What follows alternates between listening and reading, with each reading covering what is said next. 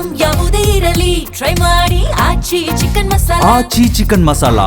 ಸದನದಲ್ಲಿ ಈ ಖಾತಾ ಲಂಚಾವತಾರ ಸದ್ದು ಕೇಳಿ ಬಂದಿದೆ.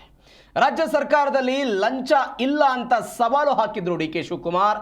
ಈ ಖಾತಾ ಲಂಚ ಬೇಡಿಕೆ ತೆರೆದಿಟ್ಟಿದ್ದಾರೆ ವಿಪಕ್ಷ ನಾಯಕ ಆರ್ ಅಶೋಕ್. ವಿರೋಧ ಪಕ್ಷದ ವಿರುದ್ಧ ವಾಗ್ದಾಳಿ ನಡೆಸಿದ್ರು DCM D K Shivakumar.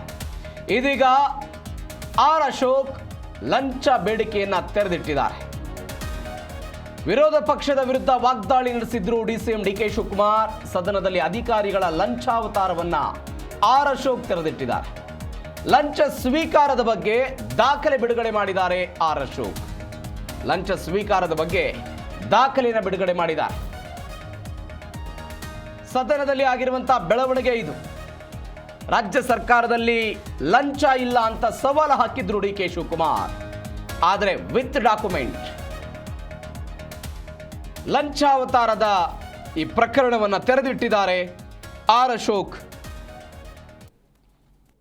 Airport Bengaluru HAL airport ಇರ್ಬೋದು, ಇಂಟರ್ನ್ಯಾಷನಲ್ ಏರ್ಪೋರ್ಟ್ ಇರ್ಬೋದು, ಜಕ್ಕೂರ್ ಇರ್ಬೋದು, ಈ ಏರ್ಪೋರ್ಟ್ಗಳ ಸುತ್ತಮುತ್ತ ಇರತಕ್ಕಂಥದ್ದಕ್ಕೆ ಕಟ್ಟಡಗಳ ಎತ್ತರ ಮಿತಿಯನ್ನು ಪರಿಶೀಲನೆ ಮಾಡಬೇಕು ಅಂತೇಳಿ ಸನ್ಮಾನ್ಯ ಡಿ ಕೆ ಶಿವಕುಮಾರ್ ಅವರು ಕೆ ರಾಮಮೋಹನ್ ನಾಯ್ಡು ಅವರ ಜೊತೆ ಚರ್ಚೆ ಮಾಡಿದ್ದಾರೆ. ಕೇಂದ್ರದ ಸಚಿವರು, ಇದು ವಿಮಾನಯಾನ ಸಚಿವರು.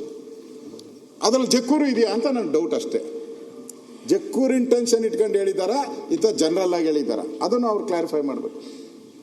ಯಾಕಂದ್ರೆ ರೈಸ್ ಮಾಡೋದು ಇದು ಏನೋ ಒಂದು ರೆಕಾರ್ಡ್ ಹೋಗ್ಲಿ ಬಿಡಿ. ಈಗ ನಾನು ರಾಮಮೋಹನ್ ನಾಯ್ಡುನ ಭೇಟಿ ಮಾಡೋದು ನಿಜ. ಇಡೀ ದೇಶದಲ್ಲೇ ಒಂದು ಮಾದರಿ ಇದೆ. ಕರ್ನಾಟಕ ರಾಜ್ಯದಲ್ಲಿ ಒಂದು ಮಾದರಿ ಇದೆ. HAL ಇರ್ಬೋದು, ಇಂಟರ್ನ್ಯಾಷನಲ್ ಏರ್ಪೋರ್ಟ್ ಇರ್ಬೋದು, ಯಾವುದೇ ಏರ್ಪೋರ್ಟ್ ಅಕ್ಕಪಕ್ಕ ಈಗ ಪ್ರೀಮಿಯಂ ಎಫ್ಐಆರ್ ಮಾಡಿದ್ದೀವಿ. ಅದರಿಂದ ನಮ್ಮ ಬೆಂಗಳೂರು ನಗರಕ್ಕೆ ದುಡ್ಡು ಬರಬೇಕು. ಇಡೀ ದೇಶದಲ್ಲಿ ಪ್ರೀಮಿಯಂ ಎಫ್ಐಆರ್ ಇದೆ. ಈಗ ನೀವು ಮಂಗಳೂರಲ್ಲೂ ಪ್ರೀಮಿಯಂ ಎಫ್ಐಆರ್ ಮೊದಲಿಂದನೇ ನಿಮ್ಮ ಕಾಲದಲ್ಲೇ 2020 ಆಕ್ಟ್ ಅಲ್ಲೇನೆ ಇತ್ತು. ನಾವು ಅದನ್ನು ಎಕ್ಸಿಕ್ಯೂಟ್ ಮಾಡೋಕ್ಕೆ ಕೆಲವು ಬೇಕಾದಷ್ಟು ಕೋಡ್ ಅವು ಇವು ಅಡಿಷನಲ್ ಬರ್ತಾ ಇದೆ. ಸೊ ಇಡೀ ದೇಶದಲ್ಲಿ ಯಾವ ರೀತಿ ಇದೆ ನಮ್ಮ ರಾಜ್ಯದಲ್ಲೂ ಆ ರೀತಿ ಮಾಡಿಕೊಡಿ ಅಂತ ಅಂದ್ಬಿಟ್ಟು ರಿಕ್ವೆಸ್ಟ್ ಮಾಡಿದ್ವಿ. ಈಗ 0.6 ವರೆಗೂ ಕೂಡ ನಾವು ಹಿಂದೆನೆ 2004 ಏನು ಅಮೆಂಡ್ಮೆಂಟ್ ಮಾಡೋದು ಅದಕ್ಕೆ ಅವಕಾಶ ಮಾಡಿಕೊಟ್ಟು ಆ ದೃಷ್ಟಿಯಿಂದ ಅವ್ರಿಗೂ ರಿಕ್ವೆಸ್ಟ್ ಮಾಡಿದ್ವಿ. ಅವ್ರಿಗೆ ಇವ್ರಿಗೆ ಇವು ಶಿಫ್ಟ್ ಮಾಡೋದು ಮತ್ತೊಂದು ಮಾಡೋ ವಿಚಾರ ನಾವೇನು ಹೇಳಿ